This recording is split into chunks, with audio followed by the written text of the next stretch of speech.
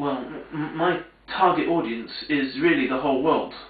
I mean, that's why most of my paintings, well, all of my paintings, I'll give them a double title. I'll give them a title in the Arabic language, which will be recognized by Arabs and obviously Muslims who have an awareness of what those Islamic terms mean, and I will have an English title. And sometimes maybe the title is sounds more expressive and artistic than maybe the Arabic title, because the Arabic title will be recognized as an Islamic expression, and so someone will not think of it exclusively as an artistic thing. They will not see it in the context of art unless someone says, you know, it's connected to this picture. But when you take a painting and you translate the Arabic meaning into English, it can sound amazing. I mean, to give an example,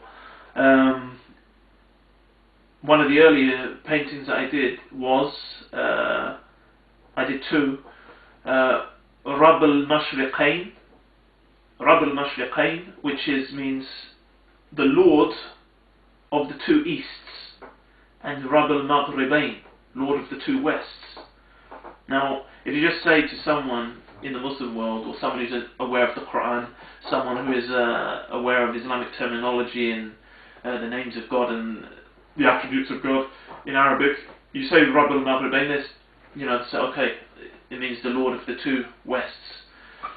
Rabb al-Mashriqain, Lord of the two Easts. But if you now take a painting and you say to someone, look, you see this painting here, which is an expression, if you like, of two suns, you know, either rising in the east or setting in the west. And then you say, you know, this painting is called Lord of the Two Easts. This painting is called Lord of the Two Wests. It sounds like a beautiful title for a painting. For me, it does anyway. I mean, maybe no one knows what I'm talking about here, but when I first did this painting and I said, right, this is Lord of the Two Easts. Wow, what a title for a painting! It sounds fantastic. So a title as well has a lot in it. I mean, it has a lot of meaning in it, and it can have a big artistic impact on someone. It's like, you know, if a novel, for instance, has a name that that creates an impact, it can attract someone to the whole story straight away without them knowing an awful lot else about it. So I've forgotten actually the question. The question was what? It was.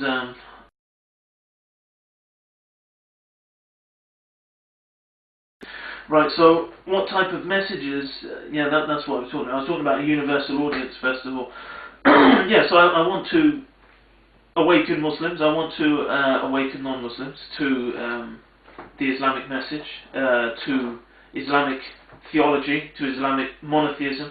But I want them to see the Islamic art is not something just from the past. It's not just beautiful geometry in buildings and in carpets and vegetal patterns on, you know, ancient manuscripts, things like this, and local crafts and things like that. And that's all fantastic, and it's part of the Islamic heritage, and it's what, you know, classical Islamic art is known for. But Islam is something, is a system, it's a way of life that adapts to any environment, any time, any place. And we're now in the time, or we've been in this time for a long time, of oil paintings, of paintings on canvas. I mean, this was not one of the main, you know, Islamic forms, but this is widespread now. It's one of the main artistic forms, is to, you know, when people think of art, the main thing they usually think of is oil paintings on canvas. And so,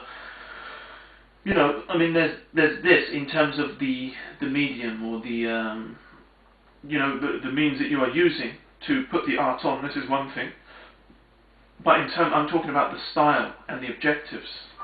You know, the style and the objectives of what I'm trying to do. I've actually created what I believe is some of my own genres of art now. You know, I have something called Islamic symbolic expressionism, Islamic symbolic impressionism, Islamic alchemical symbolism. I have a few of them, but the point is, what I'm trying to show here is that, you know, the Islamic art is not stuck in one form. It's not stuck in one form. It can take many forms, because Islamic art itself has many objectives.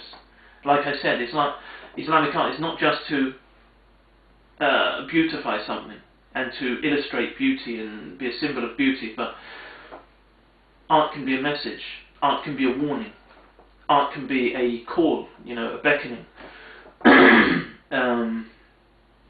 You know, art itself is widespread, and you know, what is prohibited in Islamic art is what the Islamic text prohibits. Now, there's nothing in Islam saying you cannot do expressionist art. There's nothing in Islam saying you cannot do impressionist art, as long as the subject matter is permissible.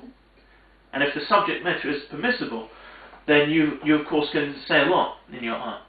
What messages am I trying to... I'm still not answering the question, but what messages am I trying to convey?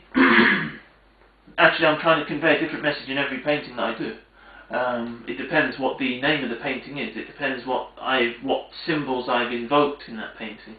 But I mean, overall, what you can say is I'm trying to revive some objectives of Islamic art that I believe have been lost to the people, and maybe never really come out. I mean, what I've started to do, I've started to study in depth art in Islam. I've looked through the Quran, and I've looked at, you know, what artistic messages can we get out of the Quran? What type of you know, principles are coming out of the Quran that relate to art? And there's a lot. I mean, there are many ways to look at the Quran.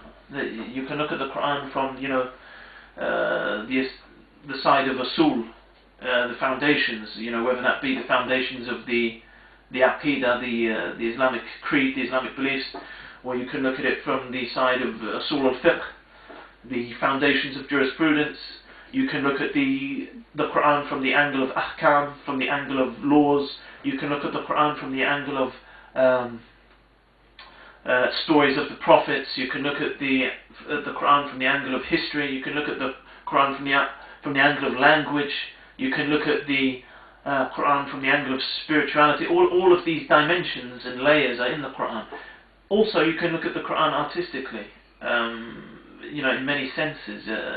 One sense, the beauty of the Quran, of course, the beauty of not only the written form, which can take on many different forms, but the language itself, the beauty of the sound, the beauty of the rhyming, the beauty of the poetic nature of the Quran, all of this type of thing, and the meaning and the combination of these things.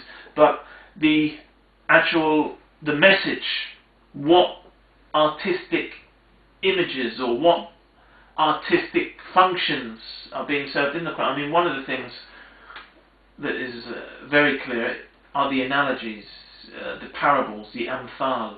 Okay, Allah subhanahu wa ta'ala mentions in the Quran a lot about, you know, the likeness of this and this. He will give many illustrations. It's like Allah, he paints a picture in your mind of certain things to compare to something else.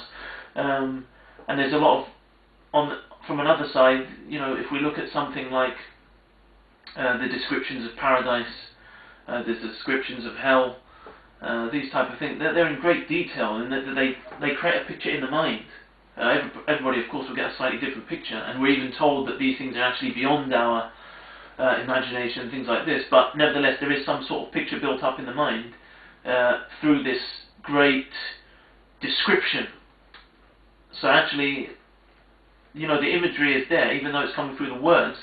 Imagery is invoked in the mind through these things, and it motivates someone.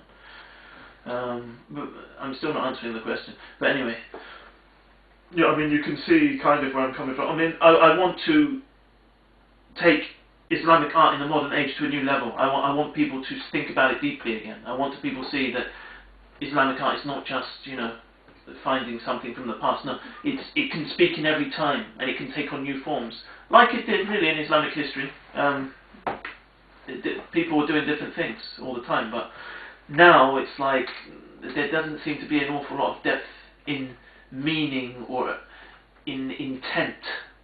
in modern Islamic art. This is what I feel. I mean, I could be wrong, but this is an impression that I get. When I come across a lot of people, you come across people with this artistic ability, people who can paint pretty pictures, and people who can, you know, do something nice, but do they have some big goals behind it? Do they have some big, you know, vision? I think we need to use it. I mean, art is, like I said, it's a means of communication. Just like we speak to people about Islam, well, you can show people pictures and make them think deeply about certain things. If you're you know, painting aspects of the creation, whether it be something man-made, man-manufactured, but we still say God made it overall, or whether it's something, you know, God made with no man-made interference, like, you know, the mountains, the oceans, the sky, the sun, the moon, all of these type of things. You can make people think about these things from another angle. You can make people think about the power of God. You can make people think about the beauty that God has put here. You can make people think about the order that God has created. You can make people think about the you know, the various dimensions that come out in various created forms, various aspects of nature, about rebirth, about resurrection, about death. But there's a lot of things that can be talked about through art.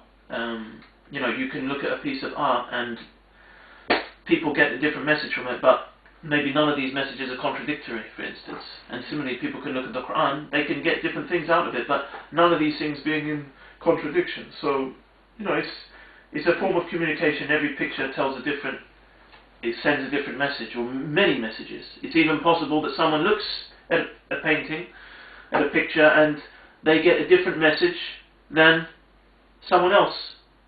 You know, and other than the actual painter himself. Maybe he had some intent in his drawing or in his painting, and the viewer, they get something else out of it. And there's nothing wrong with that. You know, there's nothing wrong with that. I mean, they get something else, and then afterwards they say to the painter, well, this is what I see in the painting.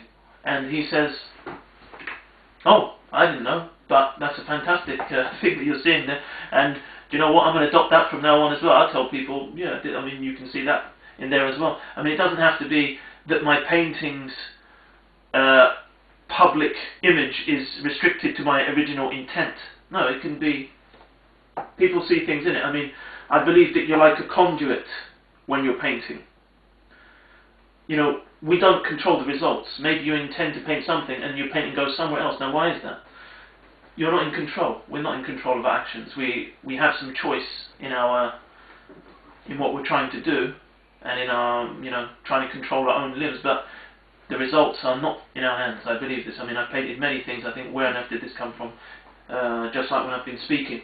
I've been speaking so many times, you know, lectures or I've given, or lessons or something, and then I'm asking where these words come from. I didn't plan them, not even a second before. They come out. And then even the words they come out, and you find you're learning from the words that are coming out of your mouth. I mean, it's an amazing thing. And I believe art can be like that as well. You're drawing, you're painting, and the results are not from you. You know, there's the hand of God is in this. You know, if God wills, you will try to paint something fantastic, and it will end up a mess. So, you know, this is. That's why I say, if you're painting a picture, it could be that someone else sees something that you don't see in it yourself, or you did not originally intend. But afterwards, what's wrong with saying, okay, I accept that is in there as well? There's nothing wrong with that.